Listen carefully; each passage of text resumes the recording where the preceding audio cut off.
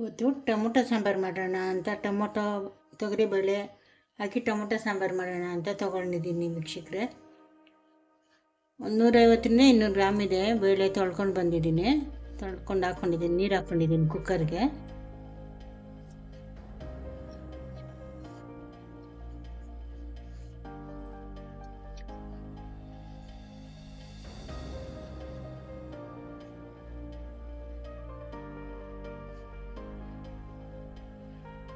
ಒಂದು 9 ಟೊಮೊಟೊ ತೊಗೊಂಡಿದ್ದೀನಿ, ತೊಳೆದಿಟ್ಕೊಂಡಿದ್ದೀನಿ. ಟೊಮೊಟೊನ ಅದು ಹಾಕ್ಕೋತೀನಿ.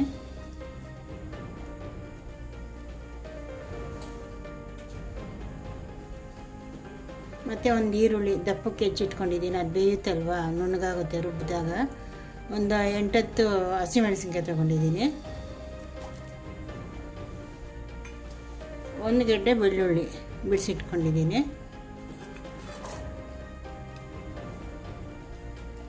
ಈಗ ಉಪ್ಪು ಸೇರಿಸ್ಕೊಂಡು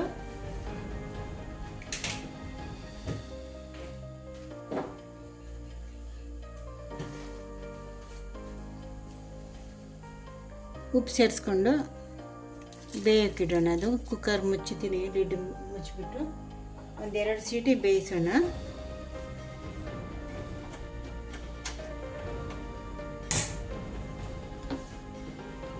ಲಿಡ್ ಮುಚ್ಚಿ 1-2 ಸೀಟಿ ಬೇಯಿಸ್ಕೊತೀನಿ. ಟೊಮೊಟೊ ಬೇಳೆ ಎಲ್ಲ ಚೆನ್ನಾಗಿ ಬಂದಿದೆ. ಟೊಮೊಟೊ ಇದೆಲ್ಲ ಸಪ್ರೇಟ್ ಮಾಡ್ಕೊಳ್ತೀನಿ.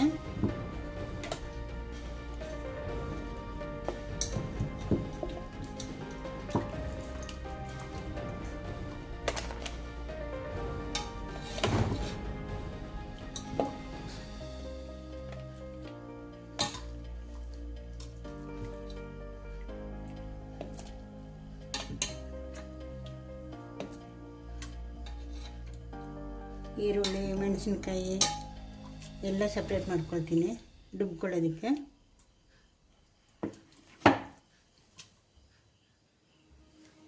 ಈಗ ಟೊಮೊಟೊ ಈರುಳ್ಳಿ ಮೆಣಸಿನ್ಕಾಯಿ ಎಲ್ಲನೂ ಚೆನ್ನಾಗಿ ಬೆಂದಿದೆ, ಎಲ್ಲ ಸಪ್ರೇಟ್ ಮಾಡ್ಕೊಂಡಿದ್ದೀನಿ.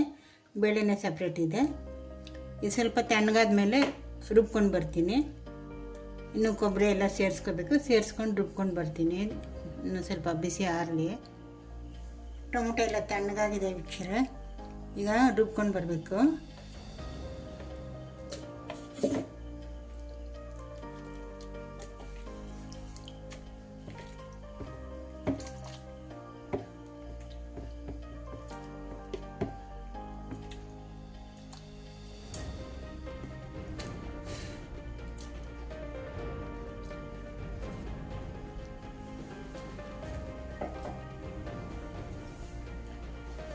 ಇಷ್ಟು ಕೊಬ್ಬರಿ ತೊಗೋತೀನಿ. ಹಸಿ ಕೊಬ್ಬರಿ ಇದು. ಹಸಿ ಕೊಬ್ಬರಿ ಹಾಕಿದ್ರೆ ತುಂಬ ಚೆನ್ನಾಗಿರುತ್ತೆ, ತುಂಬ ರುಚಿಯಾಗಿರುತ್ತೆ.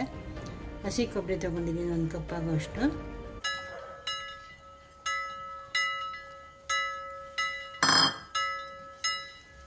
ಸ್ವಲ್ಪ ಕಡಲೆಪಪ್ಪು ತೊಗೊಂಡಿದ್ದೀನಿ. ಟೊಮೊಟೊ ತುಂಬ ಹುಳಿ ಇರೋದ್ರಿಂದ ಹುಣಸೆ ಹಣ್ಣಿನ ಹಾಕ್ಕೊಳ್ಳಲ್ಲ, ತುಂಬ ಹುಳಿ ಇದೆ ಟೊಮೊಟೊ.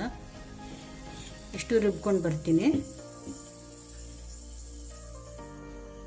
ರುಬ್ಕೊಂಡು ಬಂದಿದ್ದೀನಿ. ಇದನ್ನು ಸ್ವಲ್ಪ ಸೋಸ್ಕೊತೀನಿ. ಟೊಮೊಟೊದ ಸಿಪ್ಪೆ ಅದೇನಾದರೂ ಇದ್ದರೆ ಕ್ಲೀನಾಗಿ ಸಿಕ್ಕಾಕೊಳ್ಳುತ್ತೆ. ಅದು ಸಾಂಬಾರೆಲ್ಲ ಚೆನ್ನಾಗಿರುತ್ತೆ. ಸಿಪ್ಪೆ ಏನಾದರೂ ಒಟ್ಟು ಇದ್ದರೆ ಸ್ವಲ್ಪ ನೀರು ಸೇರಿಸ್ಕೊಂಡು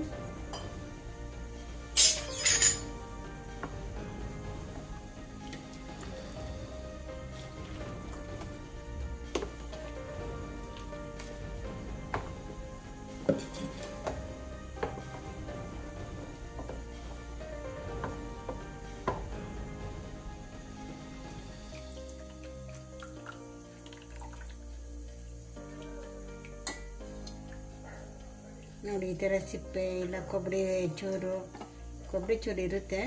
ಆದರೆ ಸಿಪ್ಪೆಗಳು ಟೊಮೊಟೊ ಸಿಪ್ಪೆ ಇರುತ್ತೆ, ಬಲ್ತೋಗಿದ್ರೆ ಸ್ವಲ್ಪ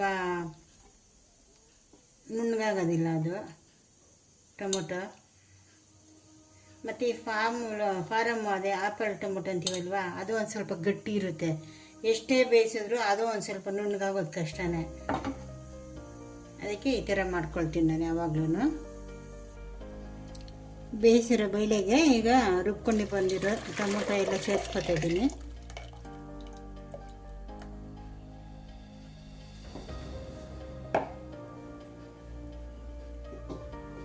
ಸ್ವಲ್ಪ ಉಪ್ಪು ಸೇರಿಸ್ಕೊಳ್ಳೋಣ, ನೋಡೋಣ. ನೋಡಿ ಹಿಂಗಾಗಿದೆ. ಸ್ವಲ್ಪ ಕುದಿ ಬರಲಿ, ಒಗ್ಗರಣೆಗೆ ಹಾಕ್ಕೊಳ್ತೀನಿ. ನಾನು ಸ್ವಲ್ಪ ಉಪ್ಪು ಸೇರಿಸ್ಕೊಳ್ತೀನಿ. ಆವಾಗಲೇ ಉಪ್ಪು ಹಾಕಿದ್ದೆ, ಅದು ಒಂದು ಸ್ವಲ್ಪ ಸಪ್ಪೆ ಇದೆ, ಅದಕ್ಕೆ ಇವಾಗ ಒಂದು ಸ್ವಲ್ಪ ಉಪ್ಪು ಸೇರಿಸ್ಕೊಳ್ತೀನಿ. ನೋಡ್ಕೊಂಡು ಉಪ್ಪು ಎಷ್ಟು ಬೇಕು ಅಷ್ಟು ಸೇರಿಸ್ಕೊಳ್ರಿ.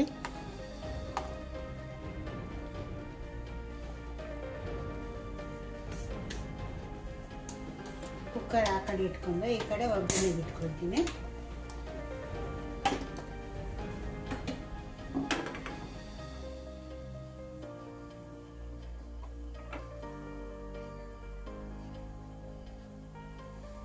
ಬಿಸಿಯಾಗಿದೆ, ಸ್ವಲ್ಪ ಎಣ್ಣೆ ಹಾಕ್ಕೊಳ್ತೀನಿ.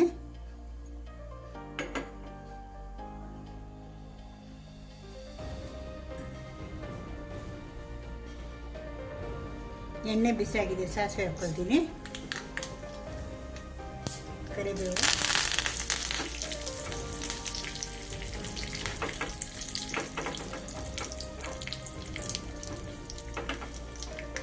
ಈಗ ಸಾರು ಸೇರಿಸ್ಕೊಳ್ಳೋಣ.